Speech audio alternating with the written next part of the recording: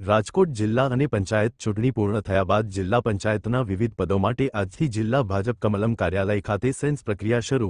કાર્યાલય ખાતે સેન્સ માટે આવતા ઉમેદવારોને ઢોલ નગારા સાથે કુમકુમ તિલક કરી આવકાર્યા હતા। અહેવાલ સંજય પોપટ।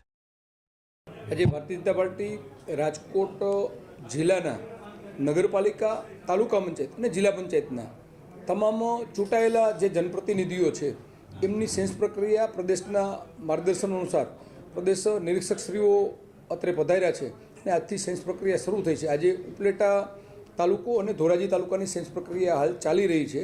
ત્યારબાદ જામકરણા, જેતપુર, ગોંડલ અને અમારા તમામ મંડળો, નગરપાલિકા અને જિલ્લા પંચાયતના ચૂંટાયેલા પ્રતિનિધિઓની સેન્સ પ્રક્રિયા છે। ત્યારે સર્વપ્રથમ તો હું ભારતીય જનતા પાર્ટી રાજકોટ જિલ્લા વતી સમગ્ર જિલ્લાની સાણી જનતાનો આભાર માનું છું કે એમને 36માંથી 34 જિલ્લા પંચાયત સીટો, 11 તાલુકા પંચાયત સીટમાં ઐતિહાસિક જીત આપી છે। સાથે સાથે ગોંડલ નગરપાલિકાની 44 સીટોમાં ભારતીય જનતા પાર્ટી રાજકોટ જિલ્લાને ભવ્ય જીત મળી છે અને તમામ 6 નગરપાલિકામાં ભારતીય જનતા પાર્ટીનું શાસન છે।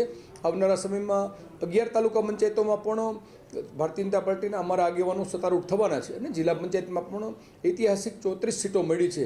ત્યારે સૌનો હું ખૂબ ખૂબ આભાર માનું છું અને નવનિયુક્ત જે ઉમેદવારો અને અમારા જે આગેવાનો છે એમને શુભકામના પાઠવું છું।